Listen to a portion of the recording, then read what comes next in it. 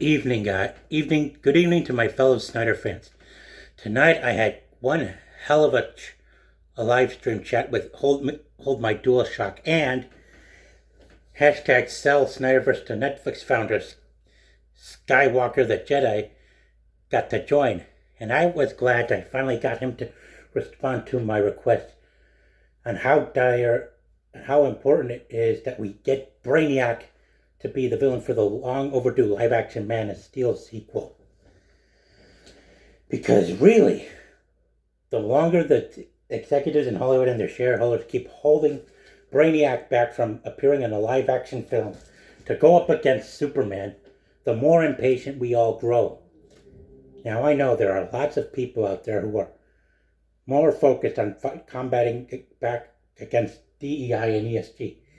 And I agree. Those factors that are contributing to the studio executives double down on politics and ideology over entertainment are a serious concern to take, along with the two shareholders that have the most influence over them, that are making them push all these agendas around, including those activists that they let into the hen houses and these third-party HR groups that we'd wait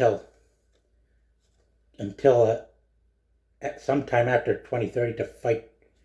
But much of me and everyone else is getting extremely impatient with Warner Brothers' stubborn, selfish behavior of constantly nixing Brainiac from appearing in a live-action Superman movie. And we are not going to let this stand.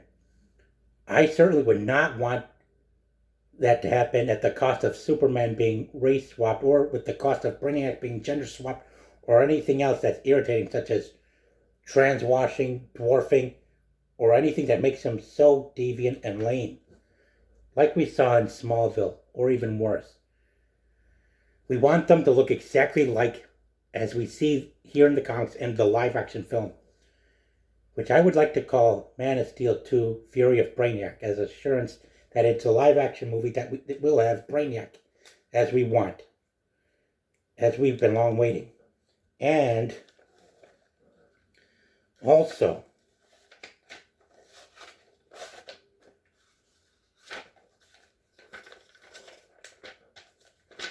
we want to make sure that Supergirl is in it too.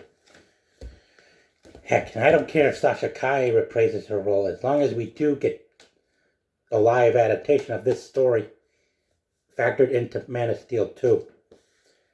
And I would not do it and as I said before, I will not let the cost of this live action adaptation of Superman Brainiac happening at the cost of their race, their skin, their gender, or their age, or even their how they are done here in this comic. But if DEI and ESG are not fully purged from the movie industry before 2030, when we have a script ready and filming ready, we would have to make sure that whatever, if they prefer POC over actual character, it would be done at our terms on who we would want. Surely I would not want Superman being race swapped if anything happened to Henry. I would prefer Wes Bentley to replace him as Superman going up against Brent in a live action film. But if it were to be someone who looks like Superman as a POC, there is only one actor that I would not mind being cast to fill in Henry Cavill's shoes if he doesn't want to return anymore, or if anything bad happens to him.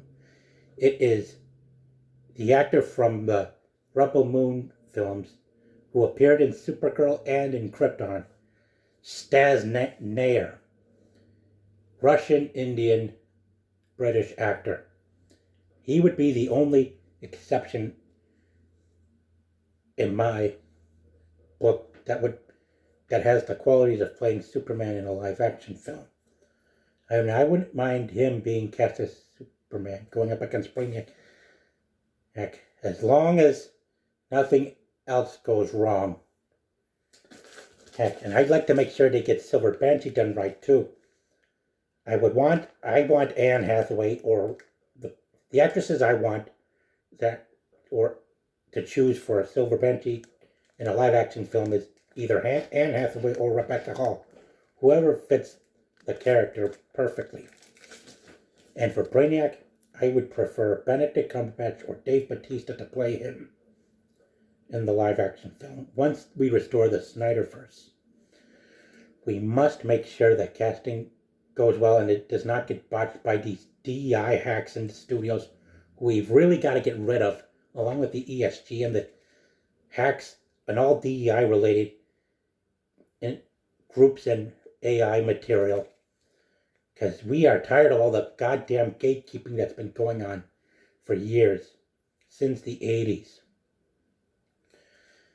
Gatekeeping is a real problem in Hollywood, the number one problem, especially when it comes to interference from our own governments, starting wars on the world. Now, as for Gunn's movie, I am definitely boycotting it because it is the villain he's got planned up to fight Superman. It's sadly not Metallo, and it's certainly not Cyborg Superman nor Bizarro. It's an Elseworlds enemy of his who is not as popular as the three I mentioned. They want him to go up against the clone interpretation of Ultraman. And that sucks.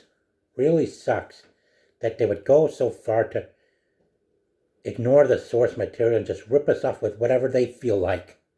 And I do hate Zaslav for what he made Gunn do in 2022. That makes me, God, really angry enough to want to lash out at them, which I'm not going to do. We need you guys to keep, so I'm boycotting Gunn's Superman movie. Absolutely. I am in favor of reviving Man of Steel 2 and making sure that it's a live adaptation based directly off of Superman Brainiac, with either Henry Cavill, Wes Bentley, or Staz Nair as Superman, Dave Bautista or Benedict Cumberbatch as Brainiac,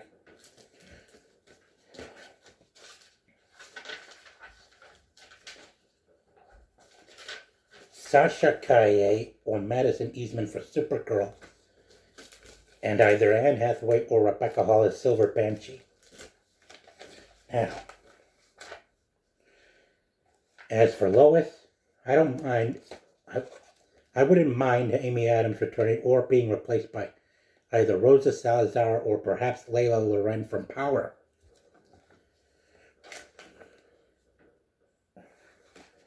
And I do like to see others like Metallo and Cyborg Superman in it as well. Hell, and if it means getting the Snyderverse to continue where it left off, I wouldn't mind Jesse Eisenberg coming back as Lex Luthor, as long as we get as long as we make sure it's the very first live action movie to feature Superman fighting Brainiac.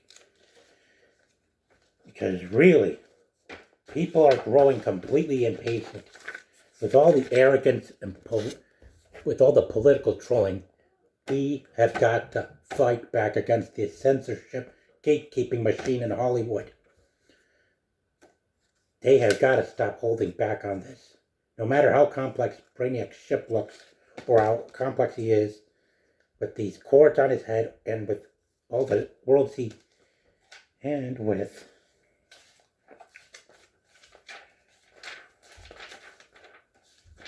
with all the worlds he's collected, this is long overdue. And we do not want Hollywood to take advantage of the opportunity, making him black on us. They are to do that only for the Civil Rights Superman movie they still have planned.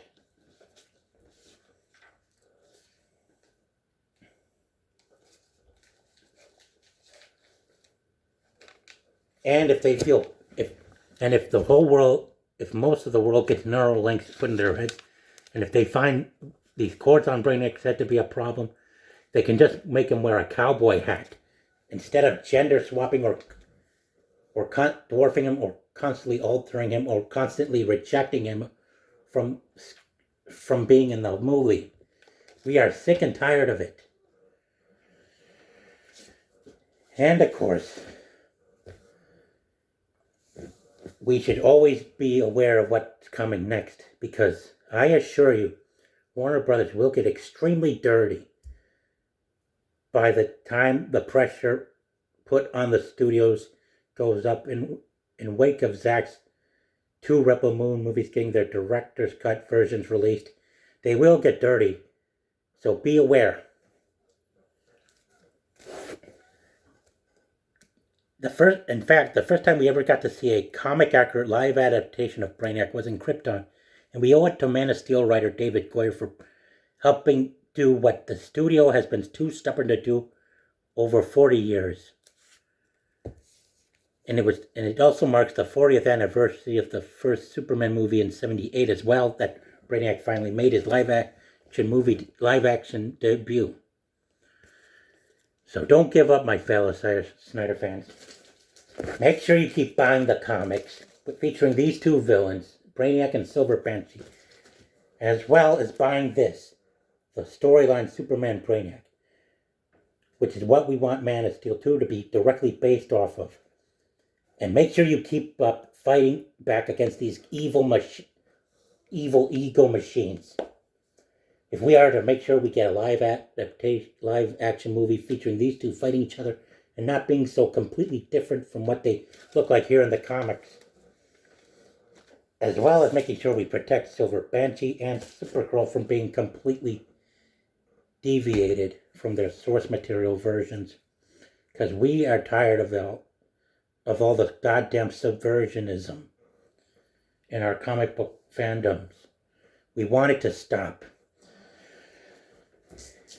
And I would love for Green Lantern live action Green Lantern movie focused on Jessica Cruz to be made as well. Now,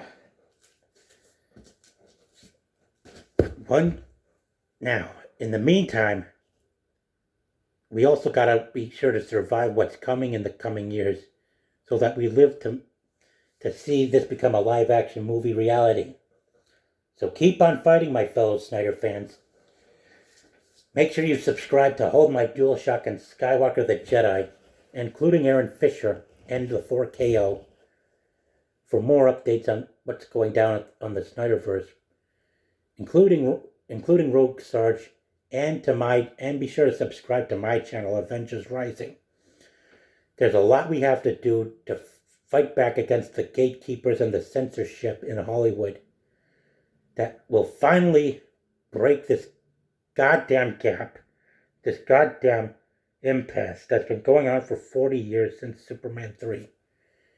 Even if Zack has to do favors for the shareholders on Wall Street to guarantee that they do not keep making him nix these... to guarantee that he does deliver us a live-action Man of Steel 2 featuring these characters here, along with Supergirl.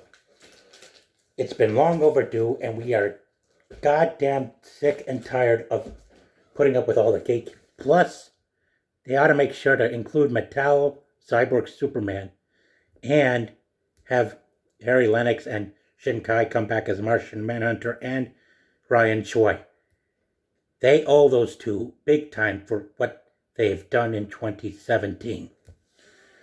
So hashtag restore the Snyderverse, hashtag make Man of Steel 2 with Brainiac in live action, hashtag bring back Henry and Sasha, hashtag we want Brainiac, hashtag in Snyder we trust, hashtag sell the Snyderverse to Netflix, hashtag ban ESG and DEI, hashtag respect the source material.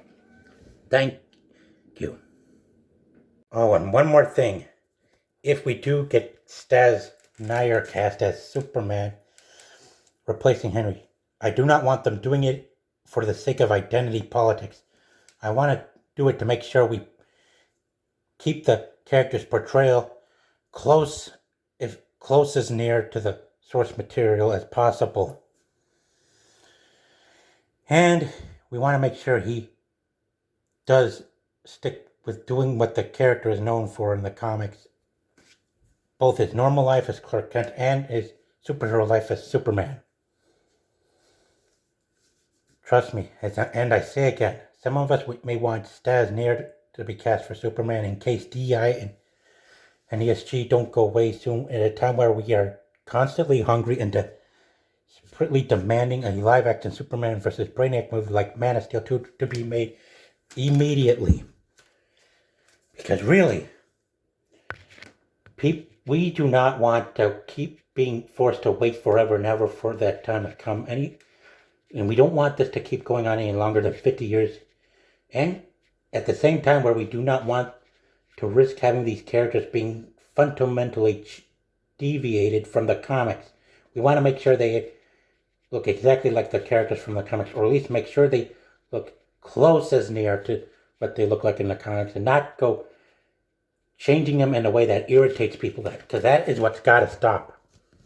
So keep fighting and follow the hashtags I have suggested.